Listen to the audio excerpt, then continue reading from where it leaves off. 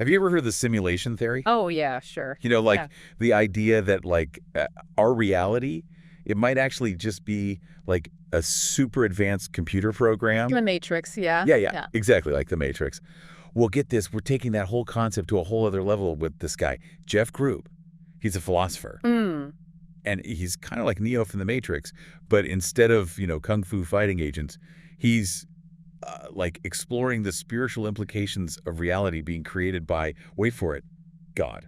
Oh, that's a new one. Right. Most simulation theories, they usually focus on like advanced AI or future humans, like as the masterminds, right? Right, yeah. But Grupp, he's like, nope, God's the one running the show. I know, it's wild. And to like really break all this down, we're using excerpts from Grupp's academic papers. Oh, cool. Yeah, like the implantation argument. Have you heard of that one? I have not. And chapters from his book, God, Faith. Oh, interesting. It's like we're like hacking into the code of existence itself. I love it. So some big questions are going to come up. Like, is reality just God's ultimate video game? Ooh. What's the point of it all? Right. And like, what are the clues that point to the fact that we might be living in, this divine version of the Matrix? Yeah. What's the evidence? Exactly. Exactly. Okay, so first let's start with Grupp himself. Okay. The dude has a background that's almost as wild as his theories. Like, he went from atheist to a believer. Really? Explored Buddhism, like really delved into philosophy. Mm-hmm. It's like he's been on a quest to figure out what reality even is. Wow. So he's not coming at this from just like one angle. No, not at all. That's fascinating. And like you could totally see how his change from being an atheist to believing in God, right. It totally changes how he sees the whole simulation thing. Oh, I bet. Like he looks at it through a spiritual lens, Mm-hmm. not just like ones and zeros. Right. He's looking for meaning, purpose. Oh, exactly. So, okay, let's get to like the core of it, right? Mm. Instead of some, massive computer in some far-off galaxy running everything, Grupp says it's God. Mm. God's the programmer. God's the, game designer, Uh-huh. the one who made this whole crazy, beautiful world we live in. Like God gets the architect. Yeah. Okay, so I'm picturing God as the ultimate world builder, right? Like in a video game. Yeah. Carefully crafting every single detail, Yeah. every little interaction, every sunset, every little thing. It's all intentional. Okay, that's a pretty awesome image. But how does this, divine simulation actually work? Right. I mean, if we're all just code in God's program, how do we explain things like consciousness? Yeah, like feelings, thoughts, experiences. Yeah, exactly. We're not just mindless bots running around. Definitely not. So what gives? This is where it gets really interesting. Okay. Grupp thinks consciousness is one of the biggest hints that we might be in a simulation. Mm. He thinks consciousness is spiritual by nature. It's not just brain stuff. So not just neurons firing, you're saying. Not just that. It's more than that. Something else is going on. Something, dare I say, divine. He would say so, yeah. Wow. He uses this hilarious thought experiment. He says, imagine if consciousness was just our brains doing their thing. Wouldn't that mean we all have these tiny TV screens in our heads playing out our experiences? Okay, that's kind of funny. It is, right. He's highlighting how weird it is to say consciousness is just physical stuff. Right. Okay, I'm starting to see where he's going with this. Yeah. So if our brains aren't the source of consciousness, where is it coming from? Is it beamed down from, a satellite or something? Well, he has a much more elegant solution. Okay, let's hear it. The mind screen. The mind screen. Yeah. He proposes that God, projects our reality onto this mind screen. It's almost like a cosmic movie projector, Okay. And he even brings up quantum physics, how even the tiniest particles don't act the way we expect them to. Okay, hold on. I'm trying to, picture this. So everything we see, hear, feel, all the stuff of our world, it's not actually out there in the way we think. It's wild, right? It's like it's all being projected onto this mind screen by God. That's the idea. It's like God is directing this whole multisensory experience for us, but the actual screen is our consciousness. Whoa. My mind is officially blown. And that raises some crazy questions, right? Yeah. About the nature of reality itself. I mean, if everything we see is a projection, what's actually outside the simulation? Whoa, yeah. It's like realizing that, the world is a stage and we're all actors in this play. But who wrote the play? Right. And, like, what happens in the final act? See, exactly. And those are the kinds of mysteries Group loves to unpack. Okay, my brain needs a break. So we're going to pick up next time with the purpose of all this. Like, what's the point of this divine simulation? Is it random or is there something more to it? Yeah, can't wait to dive into that. This is wild. It is. It is. Buckle up. Okay, so remember where we left off. This crazy idea that maybe reality is like a divine simulation, kind of like a video game designed by God. And I bet you're thinking, okay, but if it's a game, what's the point? Am I just collecting points for like the afterlife? Totally. Like, am I grinding for loot, trying to get achievements, or is there something deeper going on here? Yeah. I'm definitely on team meaningful purpose, not just a random experiment. Oh, you and Grip would get along great. He's totally against that whole random experiment idea. He thinks God created this reality with a purpose. It's all about, like, spiritual growth. Okay, I'm into that. But how do we, like, level up in this divine game? What are the quests, the challenges, the final boss battle? Think of it this way.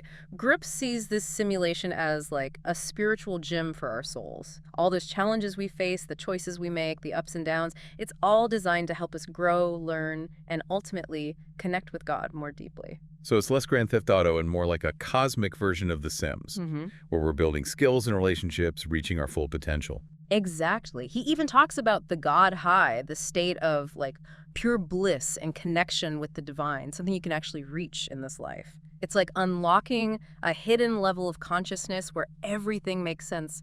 Pure peace, unity, the whole shebang. Okay, that sounds amazing. Sign me up. But hold on, we're talking about the God high while still wrapping our heads around this mind screen thing?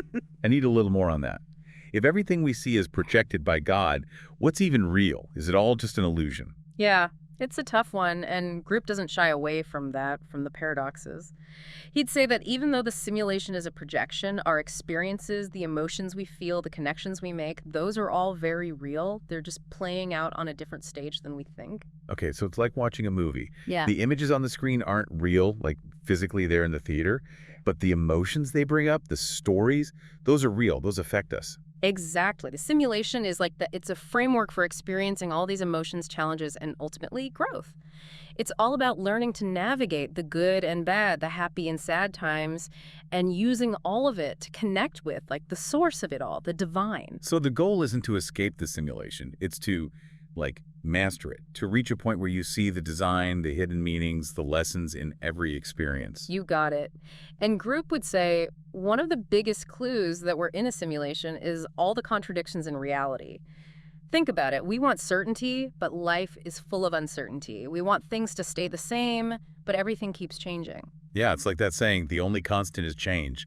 Or like Heraclitus said, no man ever steps in the same river twice. There you go. And all those contradictions, those paradoxes, they point to a reality that's meant to make us think, to question everything, go beyond the surface. Like, you know those optical illusions? You see one thing, then another, and it messes with your perception? So Grupp's saying those contradictions aren't glitches in the system, they're features. Like God's way of giving us a cosmic brain teaser. Precisely. They're chances to expand our awareness, see how limited our perception can be, and to be open to the idea that reality is way more than what we see on the surface. Okay, my head's spinning a bit, but in a good way. So how do we make sense of all these contradictions? Do we need to, like, become Zen masters, totally detached from our feelings, and just observe everything with logic? Not at all. In fact, Grupp thinks the key is embracing those emotions, fully experiencing the good and the bad in life. He sees them as part of the spiritual journey, opportunities to learn, grow, and connect with God on a deeper level. So instead of running from the feels, we got to lean in. Embrace the chaos, let it all hang out. Well, maybe not all hang out, but the idea is those tough experiences, those contradictions, they're not there to break us, they're meant to shape us. Like weights in the spiritual gym, helping us build those soul muscles. I can lift with that analogy. But speaking of weights, I'm feeling the weight of all this mind-blowing information. Can we shift gears for a second, talk about something more like concrete? How does Grupp explain the actual, like, building blocks of this divine simulation? Oh, he's got you covered there too. Remember the mind screen? He dives deeper, exploring the idea of philosophical atoms. Philosophical atoms, is that like those tiny particles that make up everything in the universe? Like the stuff of stars and planets and those cat videos we all love online? You're on the right track.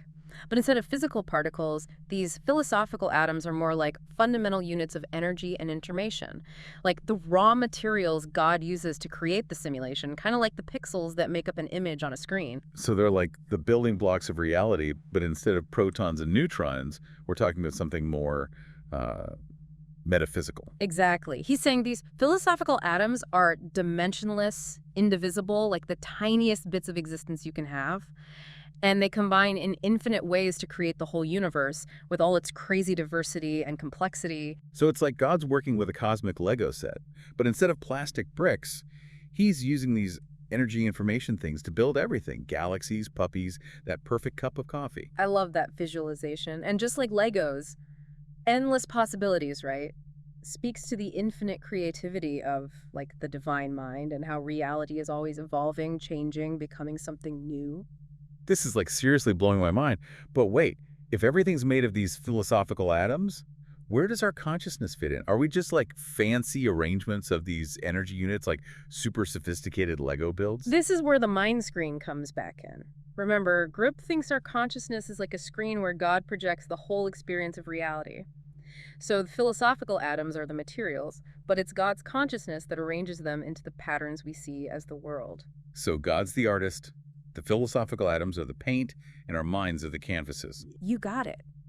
And just like an artist can make tons of masterpieces with the same paints, God uses these building blocks to create infinite worlds, experiences, possibilities for spiritual growth. Whoa, so we're back to infinite universes, like in Doctor Strange when he sees all those possibilities branching out. Mind-blowing, right. And that's what makes Grupp's work so cool. He tackles the big questions, pushes the boundaries of what we think we know, and makes us see the world in a totally different way. All right, before my brain explodes, let's bring it back down to earth for a sec. We've talked about how this divine simulation works, but I'm still curious about the why.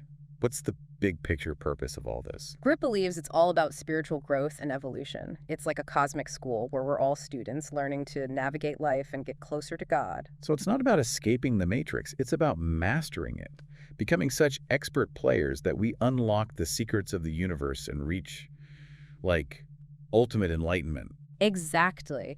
And those challenges we face, the good times and the bad, they're all part of the curriculum, designed to help us grow, learn, and become the best versions of ourselves. It's like that montage in every sports movie.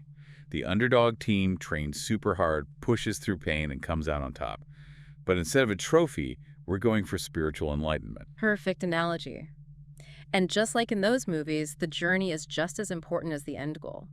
Grupp stresses that it's the process of learning, growing, and connecting with God that really matters, not just reaching some finish line.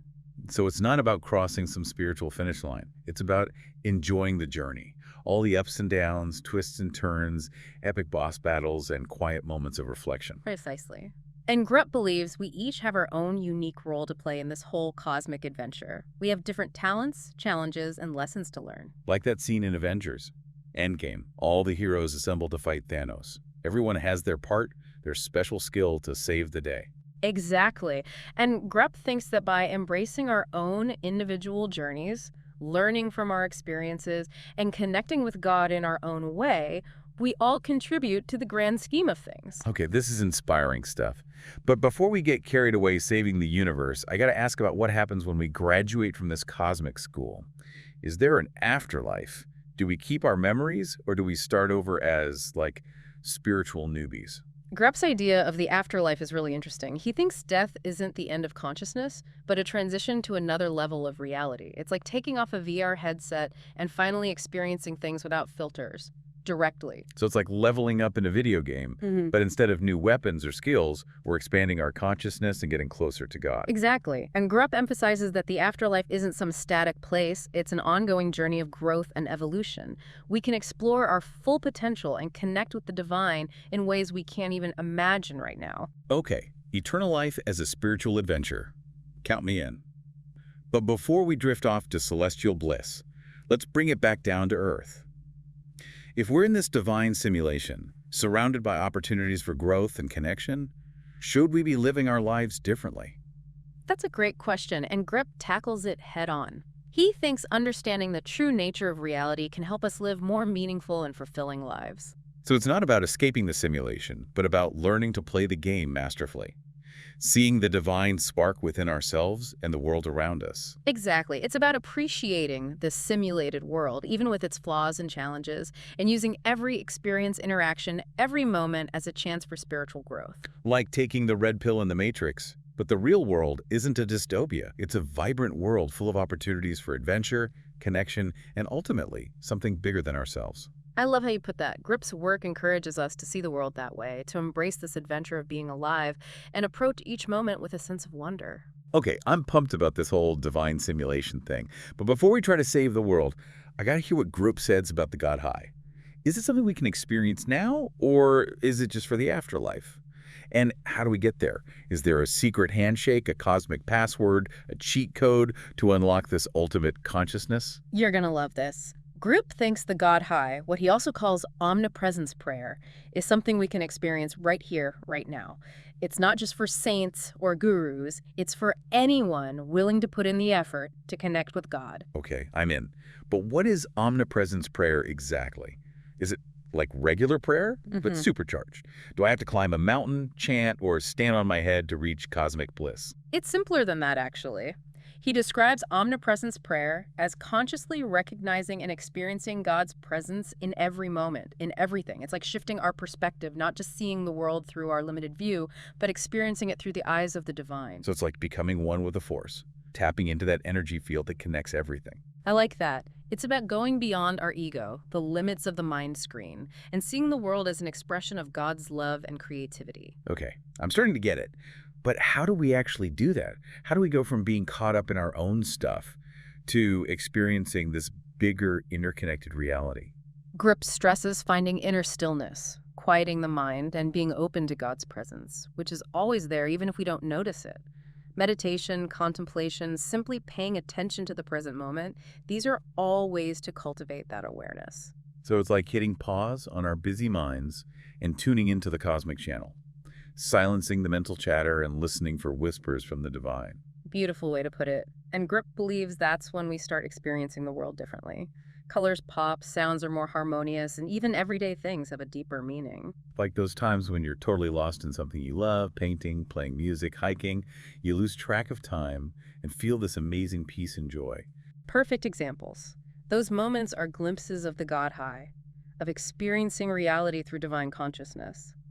And he thinks with practice, we can make those moments last longer, maybe even become our default state of being. Now you're talking. Yeah. But let's be real, most of us are far from that level of enlightenment. We're distracted, worried, and usually pretty disconnected from the present. How can we reach the God High when we can't even focus for 5 minutes without checking our phones? You're right, it's not easy. But Grupp says it's a journey, not a destination. Every step we take towards connecting with God, no matter how small, is a step in the right direction. So even if we're not having crazy mystical experiences, any effort we make to quiet our minds, open our hearts, and be present is worthwhile. Absolutely. He believes even the smallest spiritual practice can make a big difference. It's like planting a seed, takes time to grow, but eventually it'll bear fruit. That's encouraging. But I'm curious what Grupp says about reaching the God High. In a world that's so focused on material things and what's on the outside, we're told to buy more, achieve more, be entertained constantly.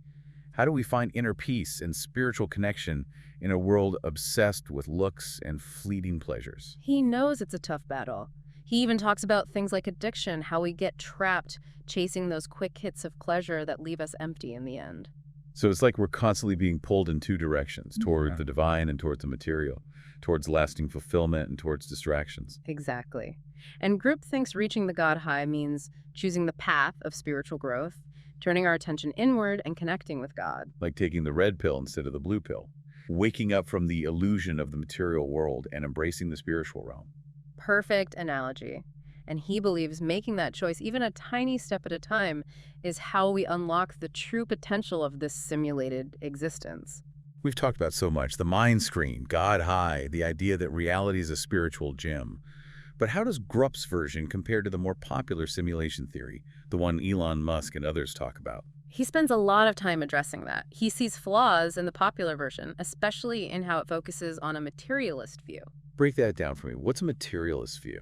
The popular version often assumes whoever made the simulation is like us, but with much better tech.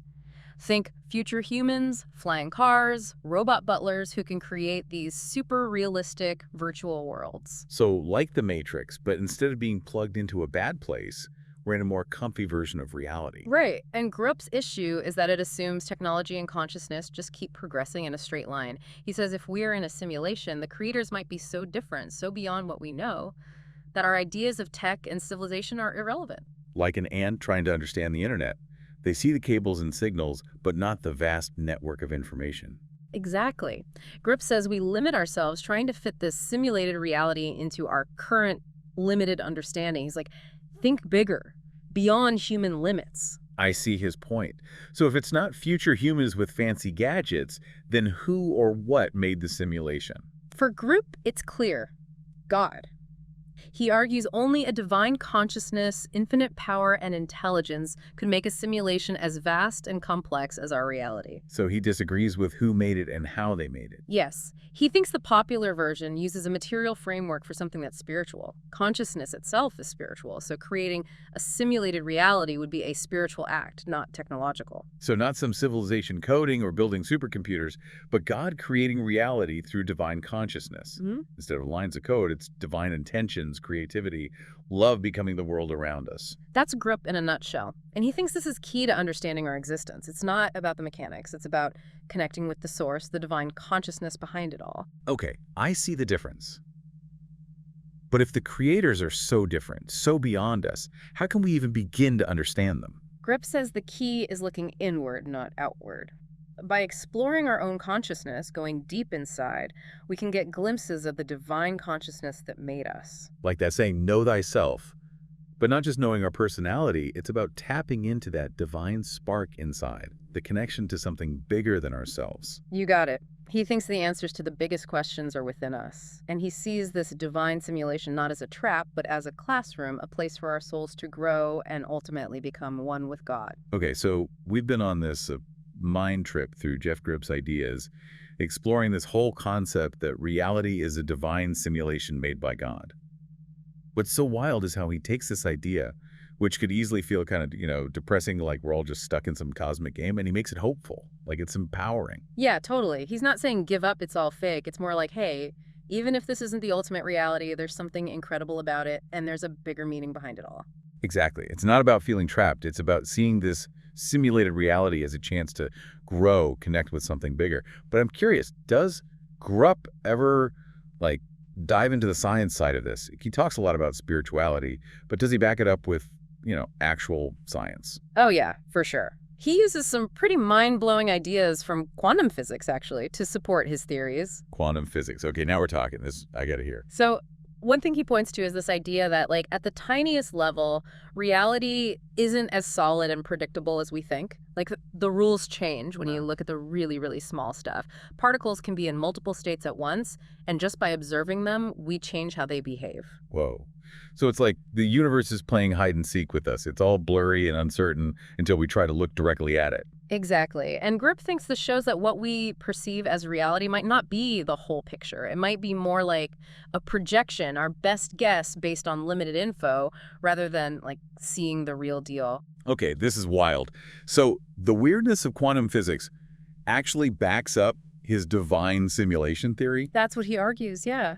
He thinks these findings in physics, they challenge the old materialist view, that everything is just physical stuff and forces.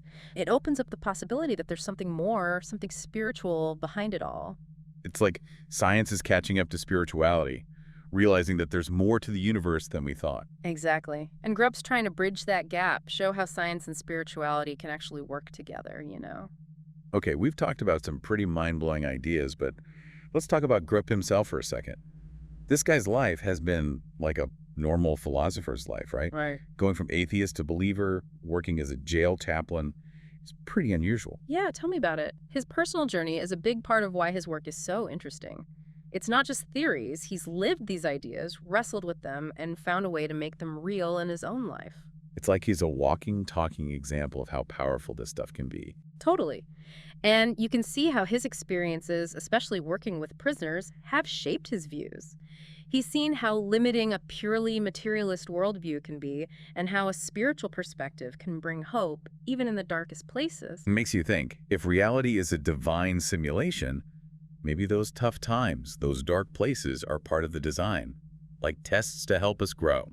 Interesting point. And it goes back to what Grupp says. This simulated reality is a gift, a chance to experience a whole range of emotions and challenges that lead us back to God. So it's not about escaping the game, it's about playing it well, learning from mistakes, and leveling up our souls. Exactly. It's realizing that even the hard stuff, the pain, the heartbreak, can help us grow spiritually.